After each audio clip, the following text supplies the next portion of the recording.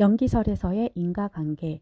지난 시간에는 지배의 의미에 대해서 이야기했습니다. 오늘은 연기법에서 인과관계를 어떻게 보는지에 대해서 살펴보기로 하겠습니다.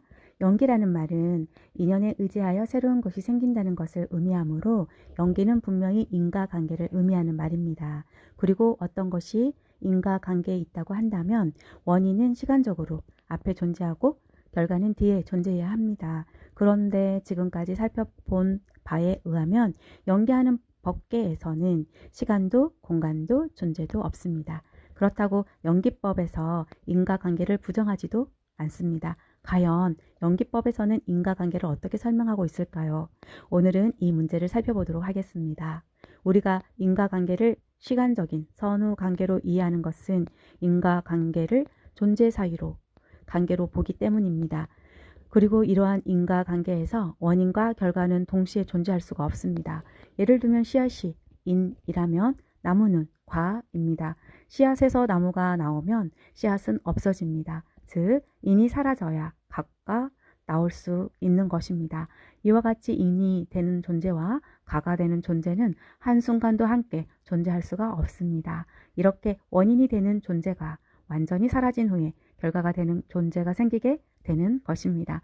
만약 인과관계가 이와 같이 원인이 되는 존재가 완전히 사라진 후에 그 결과로서 나타나는 존재와의 관계를 의미하는 것이라고 한다면 인과관계에는 커다란 모순이 있게 됩니다.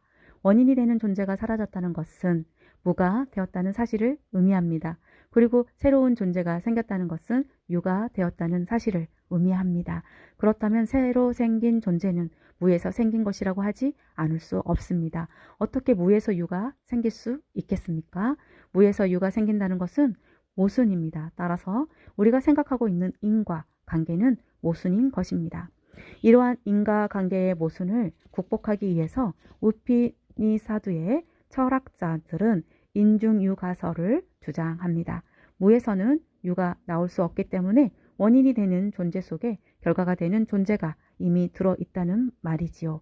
그러니까 씨앗 속에 숨어있던 나무가 씨앗이라는 원인이 사라지면 나타나게 된다는 것입니다. 인과관계는 새로운 것이 생기는 것을 설명하는 이론입니다.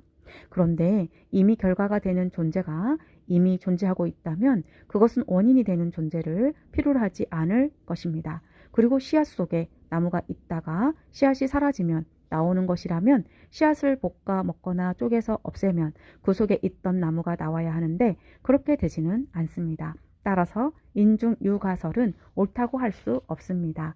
인중유가설의 오류를 지적하고 나타난 것이 사문들의 인중무가설입니다.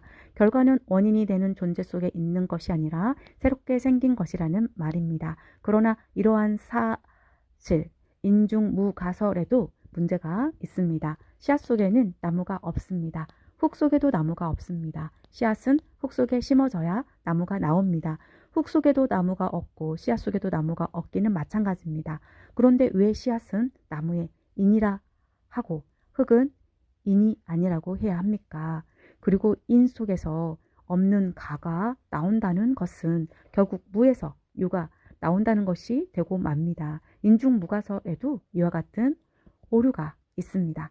따라서 인과설을 시간 속에서 어떤 존재가 다른 존재를 인하여 발생하는 것을 설명하는 이론으로 이해할 경우에는 그에 대한 어떤 설명도 오류를 벗어나지 못하게 됩니다. 우리가 인과관계를 설명할 때 이러한 오류에 빠지는 것은 시간과 존재가 우리 마음에서 연기한 의식의 내용을 모아서 통일적으로 구성한 것이라는 사실을 모르기 때문입니다.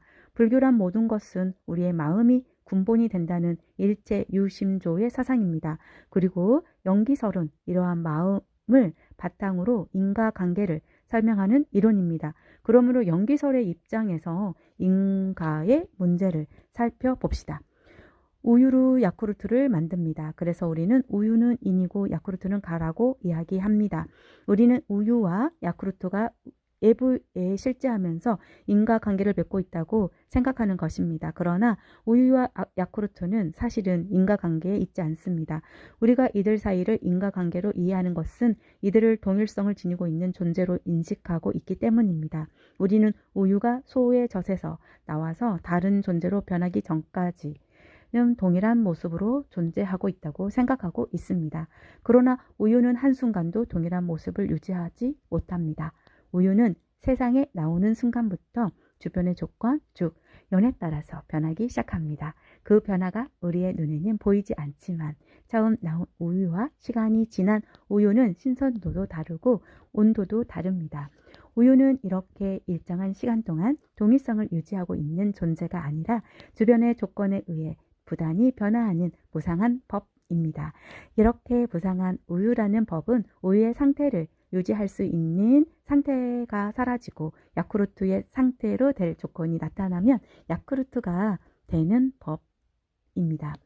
여러분은 존재와 법의 차이를 분명하게 구분할 줄 알아야 합니다. 법의 의미에 대해서는 다음 시간에 상세하게 살펴볼 것입니다만 여기에서 간단히 말씀드린다면 법은 주변의 조건에 의지하여 주변의 조건과 함께 나타나는, 다시 말해서 연기하고 있는 이치를 의미합니다. 존재는 이러한 법의 실상을 모르는 중생들이 무상한 법을 동일성을 유지하고 있는 것으로 잘못 인식한 것입니다. 우유나 야쿠르트와 같은 것은 모두 존재가 아니라 법입니다. 이 세상의 모든 것은 동일성을 지닌 존재의 상태에서 인과관계를 맺고 있는 것이 아니라 주변의 조건에 의해서 무상하게 변화하는 법의 상태에서 인과관계를 맺고 있습니다. 연기법은 이러한 법의 인과관계를 설명하는 이론입니다. 법은 동일성을 가지고 있지 않고 조건에 따라 항상 다른 모습으로 나타나고 있습니다. 이것을 연기라고 합니다. 이러한 법에 연기하는 모습에 대해서 의상조사는 법성계에서 다음과 같이 이야기합니다.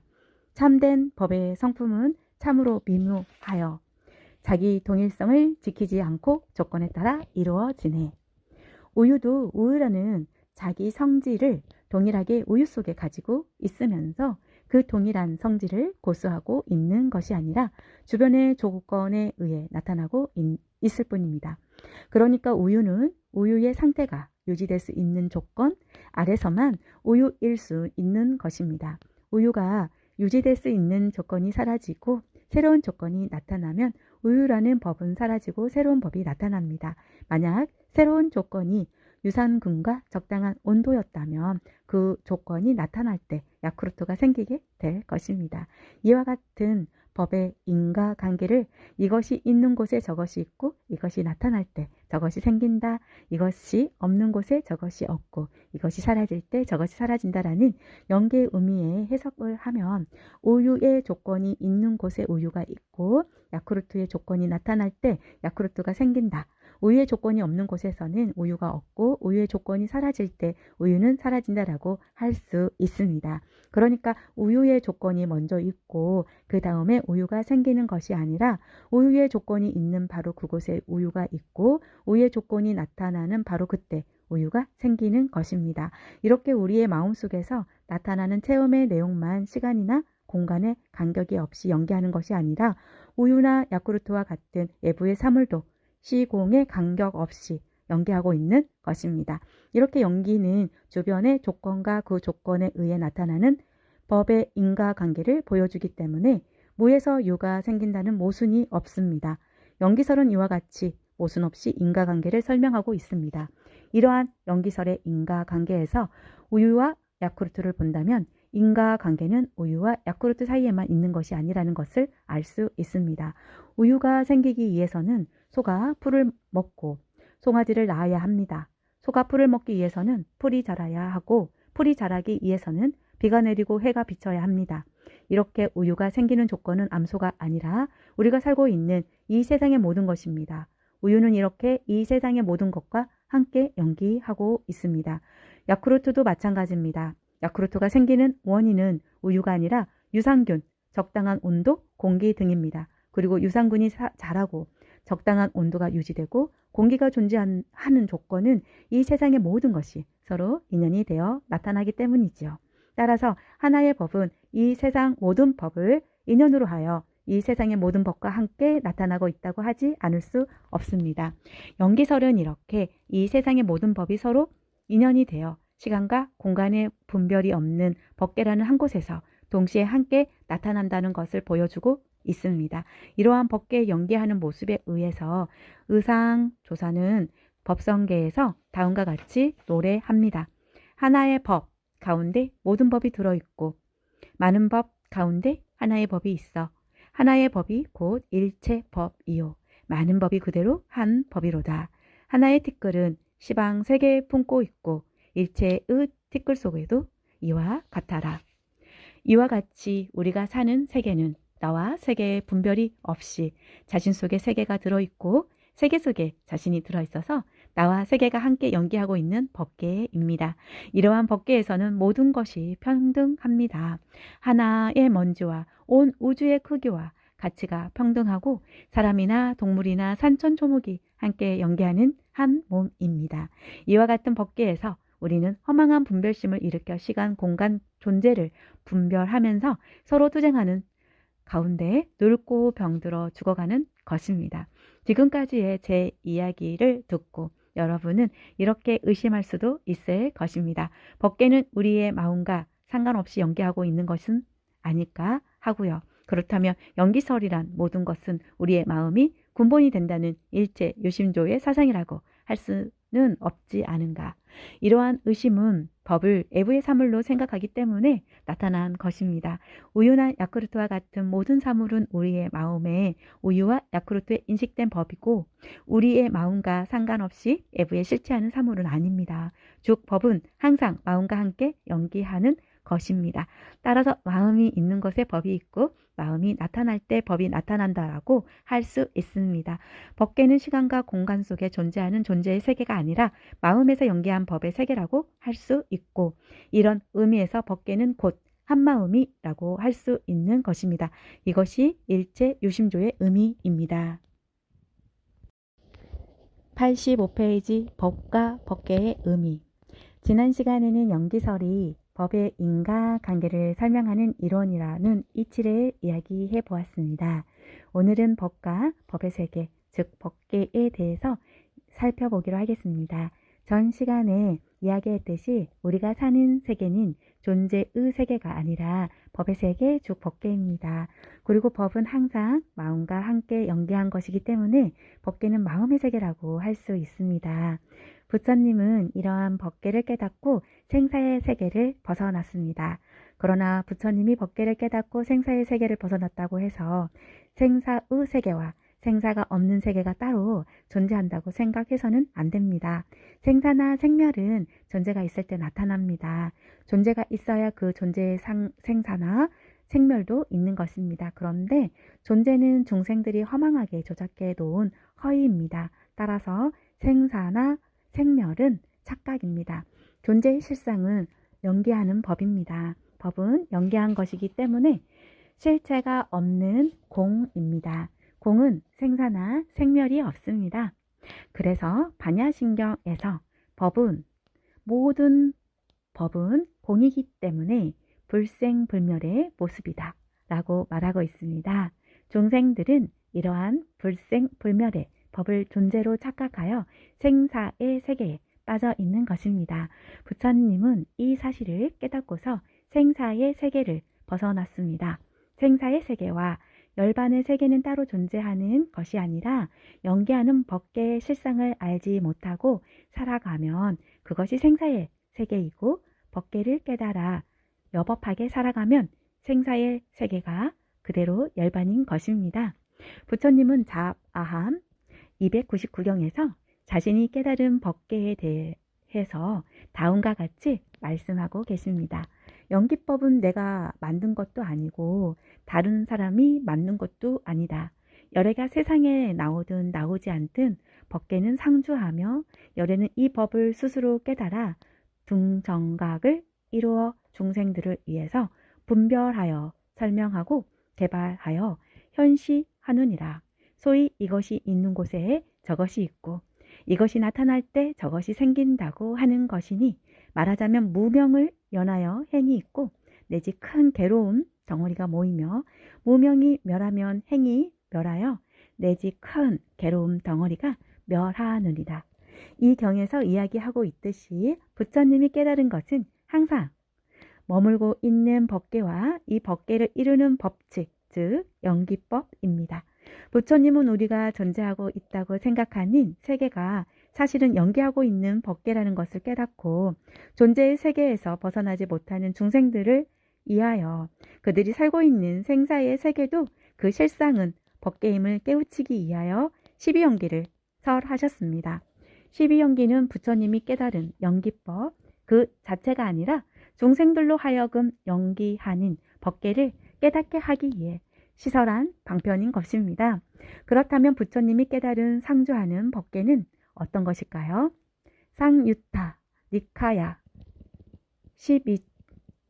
12.20에서 부처님은 다음과 같이 말씀하십니다. 비구들이여, 연기란 어떤 것인가? 열애가 나타나든 나타나지 않든 생을 연하여 노사가 나타난다. 그 개뿐만 아니라 법칙의 상주성과 법칙의 확정성과 이것의 조건성도 상주한다. 열애는 이것을 깨닫고 중독했다. 이 경에서 부처님은 연기한 애로 노사가 생을 의존하여 나타난다는 사실을 보여주고 있습니다. 그리고 이렇게 연기한 것들의 세계, 즉 법계는 상주하며 연기하는 법칙의 불변성과 확장성도 상주하고 있다고 이야기하고 있습니다. 부처님은 이렇게 세상의 모든 것은 연기하고 있다는 사실과 연기한 법계는 상주한다는 사실, 그리고 연기법이라고 하는 법계의 법칙은 불변에 확정된 법칙이고 그것은 조건 아래서 작용하는 조건성의 특징을 가지고 있다는 이치를 깨달은 것입니다. 그러니까 법계가 상주한다는 말은 연기하는 법의 세계는 연기법이라고 하는 불변에 확정된 법칙에 의해 조건에 의존하는 상태로 항상 나타나고 있다는 의미입니다. 그렇다면 연기는 어떤 것일까요? 앞서 소개한 쌍유타 니카야에서는 다음과 같이 이야기하고 있습니다. 비구들이여, 무명을 조건으로 하고 있는 행, 실로 그곳에 있는 것은 진여이며 진실성이며 불변이성이며 조건성이다. 비구들이여, 이것을 연기라고 부른다. 이 경에서 이야기하고 있는 무명을 조건으로 하고 있는 행이란 무명에서 연기한 행, 즉 무명에 의존하여 무명과 함께 나타나 있는 행을 의미합니다. 부처님은 이 행에 대하여 진여, 건실성, 불변이성, 조건성이라고 말하고 있습니다. 우리가 알기로는 행은 무명에서 연기한 허망한 것입니다. 그런데 왜 부처님은 행에 대하여 진여라고 하고 진실성이라고 하고 불변이성이라고 말하고 있는 것일까요? 허망한 행은 중생들이 무명에서 연기한 법인 행을 존재로, 즉 자신의 마음속에 존재하는 의지로 착각하고 있는 행입니다. 여기에서 부처님이 말하는 행은 무명을 조건으로 무명에 의존하여 무명과 함께 나타난, 즉 연기한 행입니다. 그러니까 연기한 법으로서의 행, 즉 우리가 존재로 생각하고 있는 허망한 행의 실상인 것입니다. 이렇게 연기한 법으로서의 행은 허위가 아닙니다. 따라서 이것은 있는 그대로의 모습, 즉 진여라고 할 수 있습니다. 부처님은 있는 그대로의 모습을 진여라고 부릅니다. 그런데 이 경을 잘 살펴보면 부처님이 진여라고 이야기하고 있는 것은 행 그 자체가 아닙니다.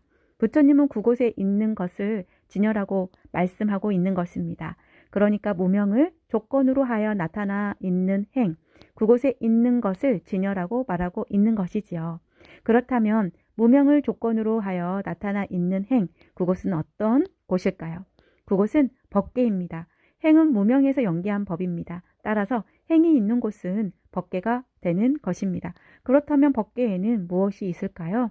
법계에는 연기라고 하는 법칙이 있습니다. 무명이 있으면 그 무명을 조건으로 행이 있고 무명이 사라지면 조건이 사라지므로 행도 사라집니다. 이렇게 조건에 의해 연기하는 세계가 법계이고 법계에는 연기법이라고 하는 법칙이 있는 것입니다. 부처님이 말하는 진여는 이와 같이 법계에 상주하는 연기라고 하는 법칙을 의미합니다. 진여는 이렇게 법계 속에 있는 거짓 없는 진실성과 변화하거나 달라지지 않는 불변이성과 이것이 있는 곳에 반드시 저것이 있다고 하는 조건성을 의미합니다. 그리고 그것은 곧 연계하는 설이 이 경의 내용입니다. 연계는 이렇게 모든 법이 연계하고 있는 법계에 진실되고 변함이 없으며 같은 조건 아래서는 항상 같은 결과를 가져다주는 법칙이며 진여입니다. 그리고 법은 이 연계의 법칙에 의해 조건에 따라서 나타나는 현상을 의미합니다. 그런데 왜 부처님은 연기법에 의해 나타난 현상을 법이라고 불렀을까요? 법의 의미에 대해서는 앞에서 얘기한 적이 있습니다. 오늘은 이전에 살펴본 의미를 토대로 보다 면밀하게 법의 의미를 알아보도록 하겠습니다. 법은 1차적으로 법계의 법칙, 즉 연기법을 의미합니다. 이런 의미의 법을 우리는 진리라고 할 수 있습니다. 우리가 지금 살펴보고자 하는 법은 이러한 진리의 의미가 아니라 연기한 현상을 의미하는 법입니다. 법은 12입처에서는 의와 상대적인 것으로 이야기됩니다. 즉, 우리의 마음에 인식되고 있는 대상을 법이라고 하는 것입니다. 이러한 법은 자성을 가지고 사물을 알아보도록 하는 개범의 의미를 갖는다는 것은 이미 말씀드린 바 있습니다. 그리고 이 개범은 마음에 의해서 만들어지기 때문에 의와 상대적인 것으로 이야기되고 있다는 점도 살펴보았습니다. 이제 12처에서 이야기하는 법과 연계한 현상을 의미하는 법에는 어떤 차이가 있는지 살펴봅시다. 부처님은 법에 유의법과 무의법이 있다고 말씀하십니다. 12입처에서 이야기하는 법은 유의법을 의미합니다. 12입처는 마음이 욕탐에 묶여있는 상태입니다. 욕탐에 묶여있는 마음이 욕탐에 상응하는 개범을 만들어 그 개범으로 인식한 법이 12처의 법인 것입니다. 연계한 현상을 의미하는 법은 연계한 현상 그대로를 의미하기 때문에 이것을 무의법이라고 부릅니다. 이러한 무의법은 개별적인 존재가 아닙니다. 주변의 조건에 의해 그 조건과 함께 나타나고 있는 따라서 실체가 없는 공한법입니다. 하나의 예를 들어봅시다. 물이라는 존재는 산소와 수소가 결합한 것입니다. 그래서 우리는 물이 산소와 수소로 되어 있다고 생각합니다. 그러나 산소와 수소가 모여 있다고 해서 물이 되지는 않습니다. 공기 중에는 산소와 수소가 수없이 존재하고 있지만 이들이 모여 있다고 해서 물이 되지는 않습니다. 물이 되기 위해서는 산소와 수소가 결합할 수 있는 조건이 갖추어져야 합니다. 산소와 수소가 있고 이들이 결합할 조건이 있어야만 물은 존재하게 되는 것입니다. 물은 이러한 조건이 사라지면 다시 산소와 수소로 분해됩니다. 따라서 물은 산소와 수소가 결합할 수 있는 조건이 있는 곳에 존재하고 그 조건이 나타나면 생기는, 다시 말해 연기한 것입니다.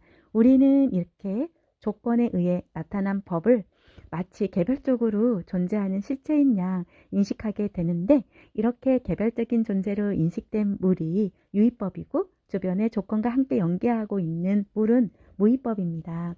연기라는 법칙은 연기한 법과 별개의 현상이 아닙니다.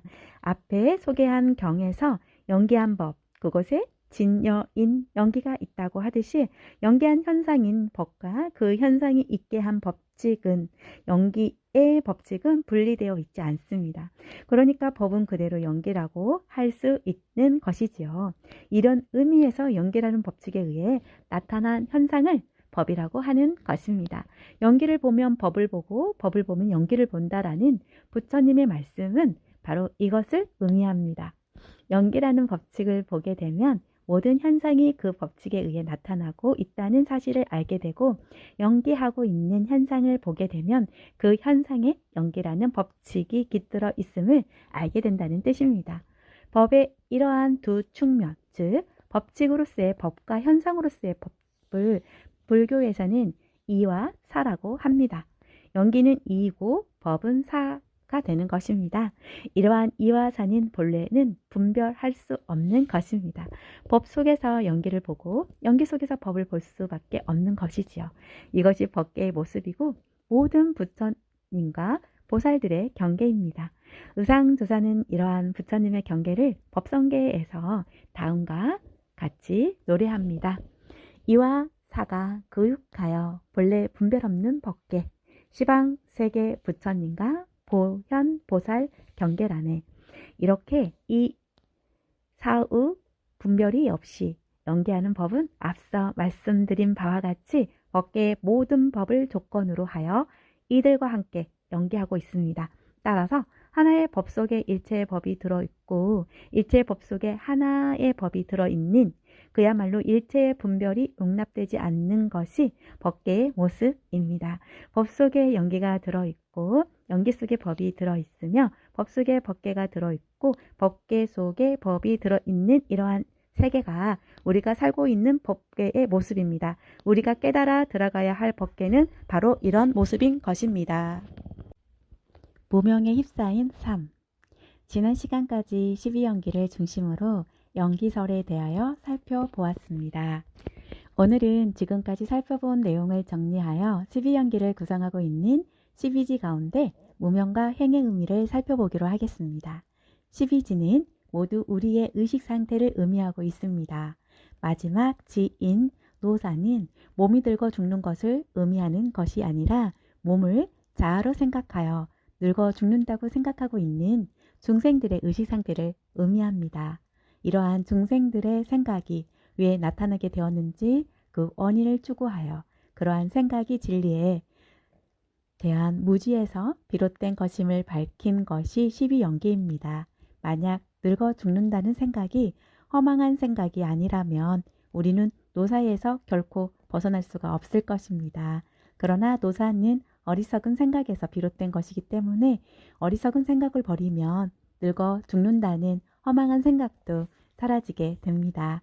노사의 원인인 생도 몸이 태어나는 것을 의미하는 게 아니라 몸을 자아로 생각하여 태어났다고 생각하고 있는 중생들의 의식 상태를 의미하는 것입니다.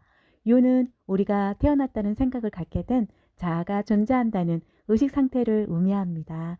자아가 존재한다고 생각하고 있기 때문에 우리는 그 자아가 태어나서 죽는다는 생각을 하게 되는 것입니다. 따라서 12연기는 자아가 존재한다고 생각하고 있는 중생들의 생각은 그 출발점이 어디인가를 밝히고 있다고 할 수 있습니다. 이와 같이 12연기의 모든 지는 무명에서 연계하는 중생의 허망한 생각을 의미하고 있는 것입니다.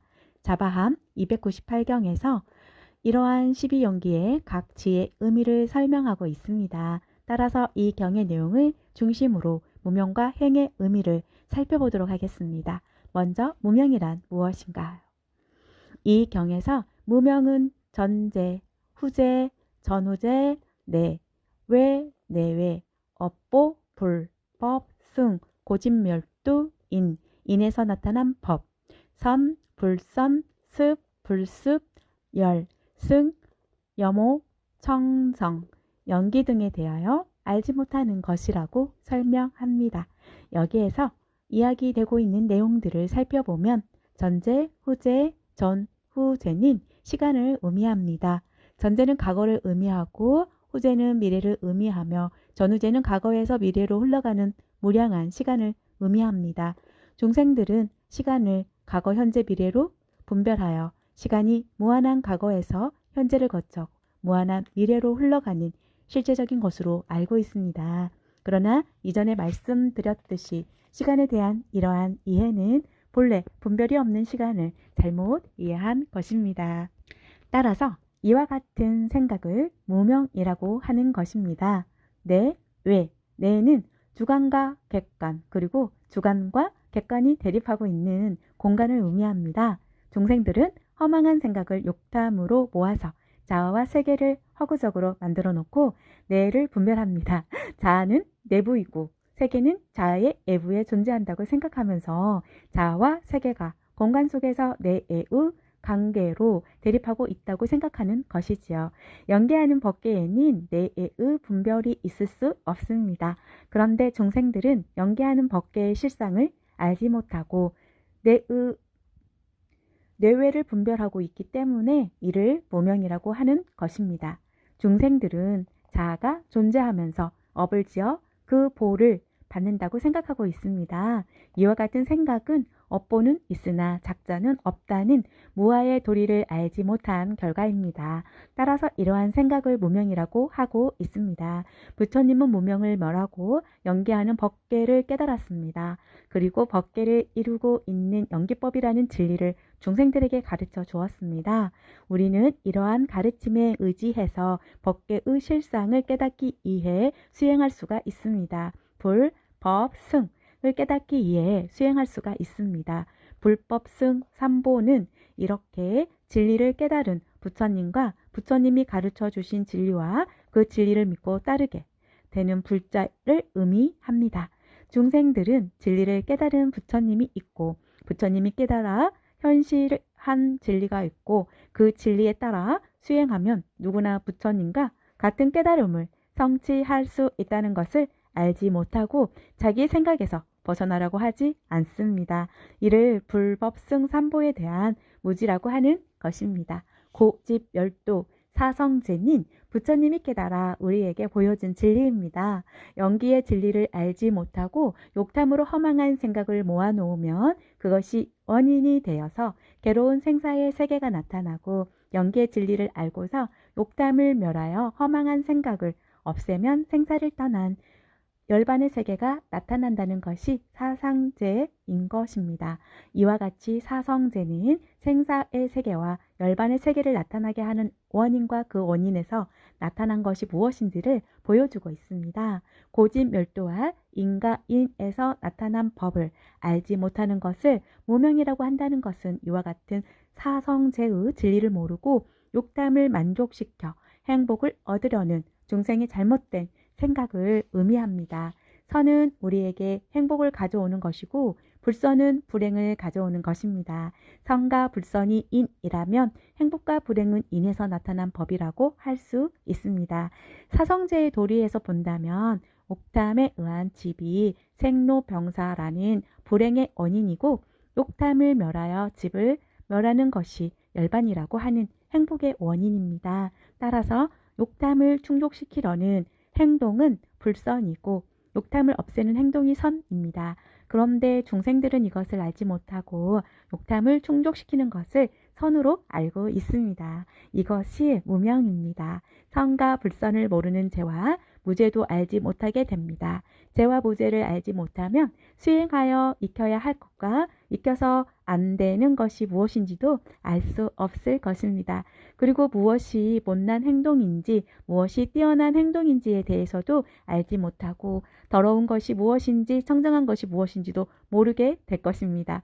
부처님께서 재, 무재, 습, 불습, 열, 승, 여모, 청정을 알지 못하는 것이 무명이라고 하는 까닭이 여기에 있습니다. 모든 무명은 본질적으로 연기라고 하는 진리에 대한 무지라고 할 수 있습니다. 그래서 맨 마지막으로 연기에 대하여 알지 못하는 것이 무명이라고 말하고 있는 것입니다. 이상이 자하함 298경에서 이야기하고 있는 무명의 내용인데 이것을 정리하면 다음과 같습니다. 중생들은 시간이 과거, 현재, 미래로 나누어져 있다고 생각하고 그 시간 속에서 나의 존재가 공간 속에 존재하는 세계에 태어나 살고 있다고 생각하고 있습니다. 중생들은 이렇게 자아가 세계 속에서 태어나 살아간다고 생각함으로써 무아의 도리를 알지 못하고 자아가 업을 지어 그 가보를 받는 가운데 업에 따라 생사를 거듭한다고 생각하고 있습니다. 부처님은 이러한 생각이 무명에서 비롯된 허망한 것임을 연기법의 진리를 자각하여 깨달았습니다. 그리고 스스로 깨달은 진리를 중생들에게 보여주었고 수행자들은 누구나 바른 수행을 하기만 하면 그와 같은 깨달음에 도달할 수 있다는 것을 증명하였습니다. 이것이 불법승 삼보입니다. 그런데 중생들은 이 사실을 알지 못하고 생사의 세계에서 벗어날 생각을 하지 않고 있습니다. 이것이 불법승에 대한 무지입니다. 부처님이 우리에게 가르친 진리는 무명의 상태에서 일으킨 욕담에 의해 모인 것이 생사의 괴로움이므로 무명과 욕탐을 멸하면 생사의 괴로움도 멸하여 열반을 성취할 수 있다는 것입니다.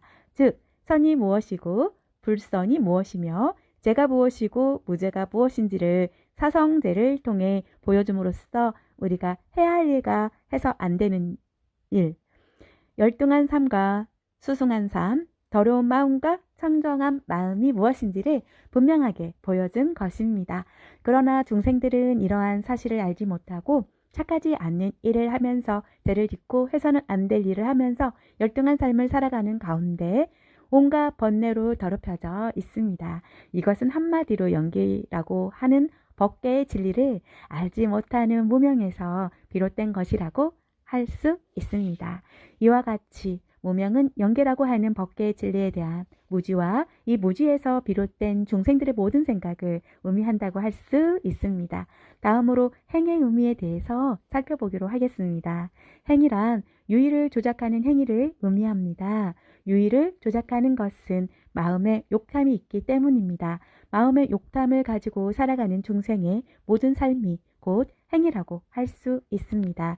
이것을 자화함 298경에서는 삼행, 즉 신행, 구행, 의행을 행위라고 한다고 설하고 있습니다. 우리는 몸으로 행동하고 입으로 말하고 마음으로 의도하면서 살아갑니다.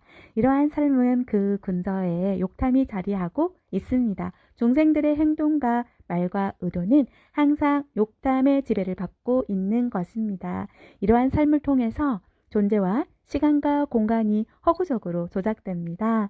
그래서 행위 유의를 조작한다고 말하는 것입니다. 자바함 568경에서는 이러한 행에 대해 다음과 같이 이야기하고 있습니다.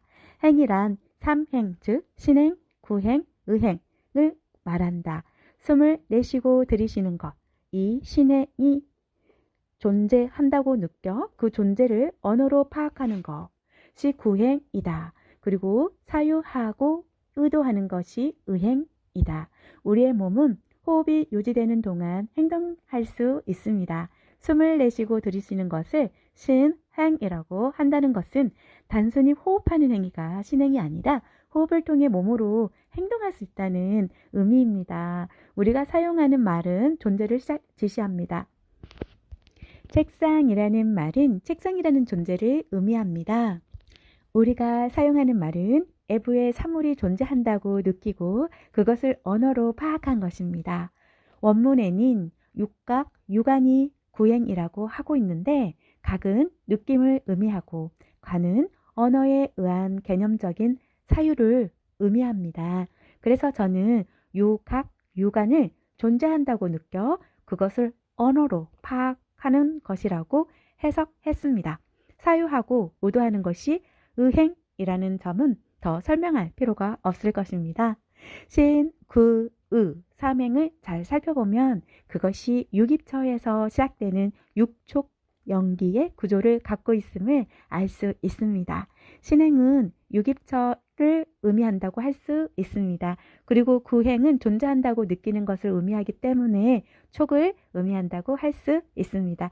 이미 살펴보았듯이 촉에서 수상사가 발생합니다. 그리고 이렇게 발생한 수상사를 진로로 하여 존재를 구성하고 이름을 붙이는 과정이 연기법의 외치유인 것입니다. 자바함경에서는 유깁처에서 촉수의 치의 전 과정을 행위라고 하고 있습니다. 따라서 신, 구, 의, 삼행은 유깁처를 자신의 몸으로 생각하고 살아가면서 외부의 사물이 존재한다고 느끼고 그 느낌에서 생긴 수상사를 사유하고 의도하는 의행을 통해 언어로 파악하여 살아가는 중생의 삶, 즉 육촉 연기의 전 과정을 의미한다고 할 수 있습니다. 식, 명색, 육입, 촉, 수의 의미에 대해서는 이미 여러 차례 언급을 했으므로 번거로운 설명은 생략하고 다음 시간에는 외, 취, 유의 의미에 대해 살펴보기로 하겠습니다. 자기 존재에 대한 애착과 치착. 지난 시간에는 무명과 행의 의미를 살펴보았습니다. 오늘은 외, 취, 유의 의미에 대해 알아보도록 하겠습니다. 지난 시간에 살펴보았듯이 중생들은 영계 진리를 알지 못하고 유입처라는 욕담에 묶인 허망한 마음을 자신의 몸으로 생각하면서 갖가지 유의를 조작하여 이것에 대하여 분별심을 일으킵니다. 이것을 12연계에서 무명을 연하여 행이 있고 행을 연하여 식이 있다고 하는 것입니다. 분별하는 마음인 식이 나타나면 이 식은 행이 조작한 의를 이름과 형태로 분별합니다. 이렇게 식에 의해 분별된 의가 명색입니다. 식을 연하여 명색이 있다는 것은 이것을 의미합니다. 식에 의해 명색이 나타나면 이 명색을 보고 듣고 만지고 생각하면서 보고 듣고 만지고 생각하는 것이 나의 몸, 즉 육입신이라는 생각을 하게 됩니다. 명색을 연하여 육입이 있다는 것은 이를 의미합니다. 육입을 나의 몸이라고 생각하게 되면 나의 몸에 의해 지각되는 것들이 외부에 존재한다는 생각을 하게 됩니다. 이것이 촉입니다. 따라서 촉은 육입을 인하여 해서 생긴 것입니다. 외부에 사물이 존재한다고 느끼기 때문에 그 사물에 대하여 고락의 감정을 느끼게 됩니다. 외부의 사물이 괴로운 성질과 즐거운 성질을 가지고 존재하고 있고 그 고락의 성질을 우리가 느낀다고 생각하는 것이지요. 이것이 수입니다. 외부의 사물에 대한 느낌은 단순히 고락의 감정만은 아닙니다. 외부의 사물에는 크고 작은 것이 있고 마음에 드는 것과 마음에 들지 않는 것이 있다고 생각하게 됩니다. 즉 외부의 존재에 대한 사유, 즉 상과 외부의 존재에 대한 의도, 즉 사 또한 수와 함께 생깁니다. 이것을 촉에서 수상사가 함께 생긴다고 하는 의미입니다. 그러므로 12연기의 수는 상과 사를 내포하고 있다고 할 수 있습니다. 이렇게 촉에서 고락의 감정인 수가 생기면 즐거움을 주는 것에 대하여 그것을 갈망하고 애착하는 마음이 생기는데 이것이 예입니다. 이 예는 수를 인연으로 생긴 것이지만 예의 대상은 수가 아닙니다. 우리는 예를 이해하기 위해서 예의 대상이 어떤 것인지 구체적으로 살펴볼 필요가 있습니다. 예의 대상은 즐거움을 주는 애부의 대상입니다. 이미 살펴보았듯이 애부의 대상은 촉을 통해 존재로 느껴진 것들입니다. 촉을 통해 존재로 느껴진 것들은 식의 증장을 이야기할 때 말씀드린 바 있는 4가지 자양분입니다. 이 4가지 자양분에 해탑이 있을 때 식이 증장하여 새로운 오온을 성립시킨다는 것이 식증장설입니다. 따라서 예의 대상은 4가지 자양분과 그 자양분에 의해 구성된 오온이라고 할 수 있습니다. 얘는 이렇게 촉에 의해 존재로 느껴지고 있는 오온에 대하여 자신에게 즐거움을 준다고 느껴지는 대상을 갈망하는 그것에 애착하는 마음을 의미합니다. 우리는 자기 존재에 이익이 되는 것에 대하여 즐거움을 느낍니다. 아무리 쓴 약도 자기의 몸에 좋은 것이면 그 약에 대하여 즐거움을 느끼고 그것을 갈망하며 애착합니다. 아무리 달고 맛있는 음식도 자기의 몸에 해로운 대상이면 그것에 대하여 괴로움을 느끼고 버리려 하고 싫어합니다. 얘는 이렇게 자신의 존재를 유지하려는 마음입니다. 이 마음에 의해 오온 가운데 예의 대상이 나타나면 그것을 취하게 되고 이렇게 취한 것이 유입니다. 그러니까 유는 오온 가운데 예의 대상이 되어 취해진 오온, 즉 오치온을 의미한다고 할 수 있습니다. 이와 같이 예치유는 서로 밀접한 관계가 있으므로 개별적으로 이해하는 것보다는 함께 이해하는 것이 좋습니다. 잡아함 298경에서는 외, 취, 유에 대하여 다음과 같이 이야기하고 있습니다. 사랑 예자인데요. 애란 어떤 것인가? 3외, 즉 욕애, 색애, 무색애에 말한다. 얘를 조건으로 하는 치는 어떤 것인가? 사치, 즉 욕치, 견치, 개치, 아치를 말한다. 치를 조건으로 하는 유는 어떤 것인가? 3유, 즉 욕유, 색유, 무색유를 말한다.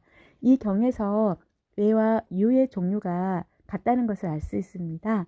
다시 말해서 욕애, 색애, 무색애라는 3가지 애가 4가지 방식으로 취해져서 욕유, 색유, 무색유라는 3가지 유가 나타나게 된다는 것입니다.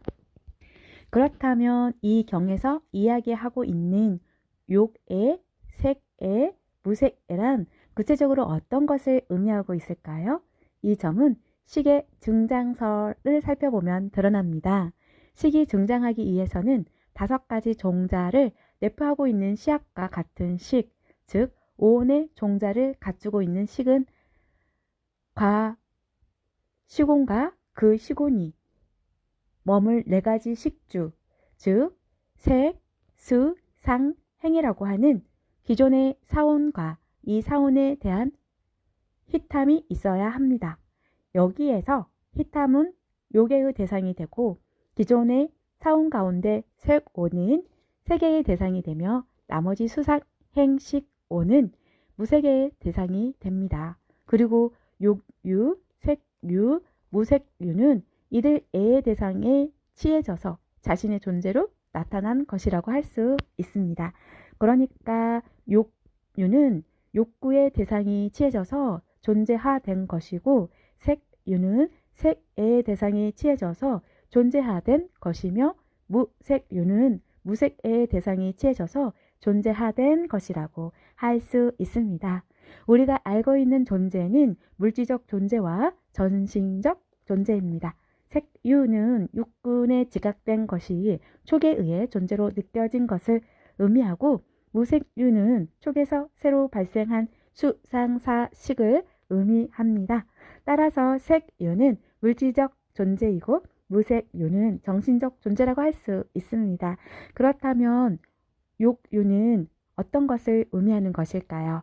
우리가 생각하고 있는 모든 존재는 욕구에 의해서 존재화된 것입니다. 책상은 책을 편리하게 놓고 보려는 욕구가 존재화된 것이며 책은 지식이나 정보를 오랫동안 보관하고 널리 보급하려는 욕구가 존재화된 것입니다. 우리가 책을 놓고 보려는 욕구를 가지고 있지 않는다면 책상은 존재할 수가 없고 지식을 보존하려는 욕구가 없다면 책이 존재할 수 없습니다. 우리는 이렇게 욕구에 의해 존재를 구성해 놓고 그것이 외부에 실체한다고 생각합니다. 욕유는 이렇게 욕구에 의해 존재하된 사물을 의미합니다. 부처님은 이렇게 중생들의 욕구에 의해 존재하된 것을 욕유라고 부르고 이 요구의 세계를 욕계라고 부릅니다. 우리 인간은 욕구에 의해서 법계를 존재시켜 놓고 살아갑니다. 따라서 인간을 욕계의 중생이라고 부릅니다. 이와 같이 중생들이 생각하고 있는 존재는 욕유, 색유, 무색유입니다.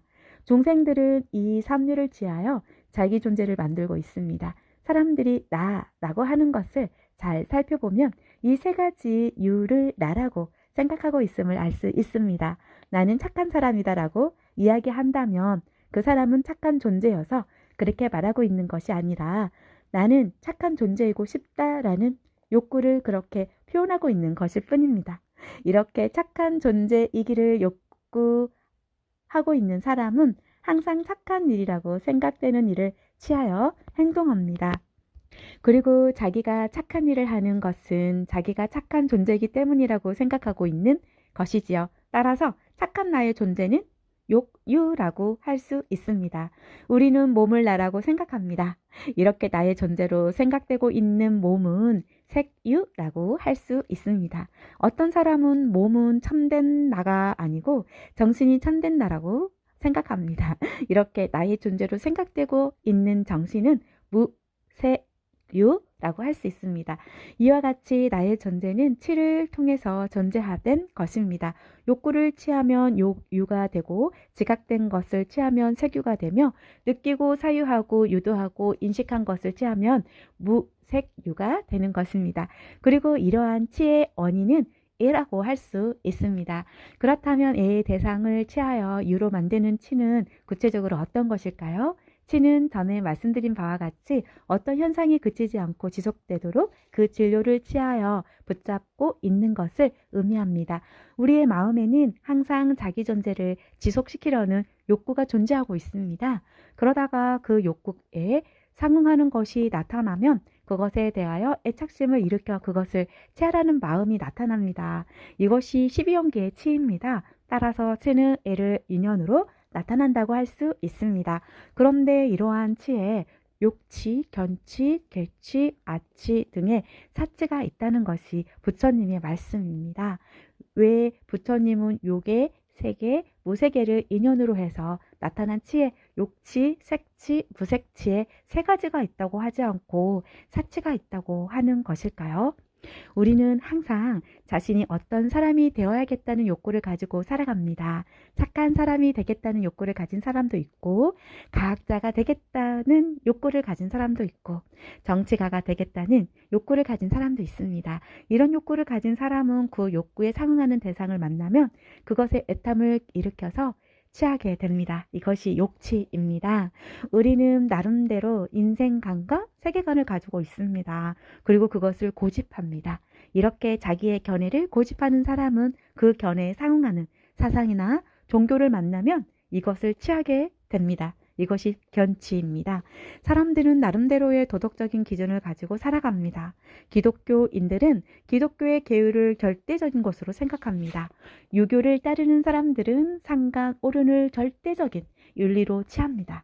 사람들은 이렇게 자신의 신념을 따라 나름대로 도덕적인 윤리를 취하게 되는데 이것을 개취라고 합니다. 사람들은 무엇보다도 나의 존재에 대한 확신을 가지고 살아갑니다. 나의 존재를 육체로 생각하는 사람도 있고 정신이라고 생각하는 사람도 있습니다. 이렇게 자기가 나의 존재라고 생각하고 있는 자기 존재를 유지하기 위하여 자기 존재 유지에 도움이 된다고 생각하는 것을 취하는 것이 아치입니다. 이와 같이 치는 촉에서 발생한 오온 가운데서 예의 대상을 취착하는 자기 존재하는 의식입니다. 오온을 욕탐에 의해 칙착하는 것이 옥치이고 오온에 대하여 그것이 연기한 법인 줄 모르고 상견이나 당견과 같은 악견을 취하는 것이 견치이며 생사를 멸하는 팔종도와 같은 바른 길을 모르고 사견에서 비롯된 잘못된 종교적 실천을 게을로 취하는 것이 개치입니다. 그리고 오온 가운데 어느 하나를 취하거나 또는 몇 가지를 취하거나 또는 오온 전체를 취하여 자기 존재로 생각하는 것이 아치입니다. 욕의 세계, 무세계는 이러한 네 가지 치에 의해 자기 존재로 취해져서 욕유, 색유, 무색유의 형태로 나타납니다. 다시 말해 중생들이 자기 존재라고 생각하고 있는 것은 모두 촉에서 발생한 허망한 생각이 치에 의해 취해진 것이라고 할 수 있습니다. 중생의 존재는 무엇을 취하고 있느냐에 따라서 달라지게 됩니다. 요괴를 취하여 자기 존재라고 생각하는 사람은 요국을 자아라고 생각합니다. 이렇게 욕유를 자아로 생각하는 중생들이 사는 세계가 욕계입니다. 색유를 자아로 생각하는 중생들의 세계가 색계이고 무색유를 자아라고 생각하는 중생들이 사는 색계가 무색계입니다. 우리는 여기에서 중생들의 색계, 즉 삼계가 마음에서 조작된 것이라는 것을 알 수가 있습니다. 삼계는 오직 한 마음에서 만들어진 것이라는 말은 이를 의미합니다. 우리가 태어났다는 생각을 가지고 있는 것은 이렇게 치를 통해 이루어진 자아의 존재를 실제 한다고 믿고 있기 때문입니다. 자아가 없다면 우리는 태어난다는 생각을 할 수 없을 것입니다. 유를 인연으로 생이 있다는 이것을 의미합니다. 이와 같이 12용기의 생은 부모에게서 태어나는 것을 의미하는 것이 아니라 우리가 가지고 있는 태어난다는 생각을 의미하는 것입니다. 그러나 태어난다는 생각은 지금까지 살펴본 바와 같이 허망한 생각입니다. 연계하는 법계에는 나의 존재가 따로 존재하지 않습니다. 따라서 생도 없고 노사도 없습니다. 단지 허망한 생각 속에서 생사의 괴로움을 느끼고 있을 뿐입니다. 용수보살은 이렇게 허망한 생사의 모습을 다음과 같이 이야기합니다. 존재하는 법은 생길 수 없고 존재하지 않는 법도 생길 수 없다. 생사는 허망한 생각일 뿐입니다. 연기하는 법계의 실상을 깨달아 허망한 생각에서 벗어납시다.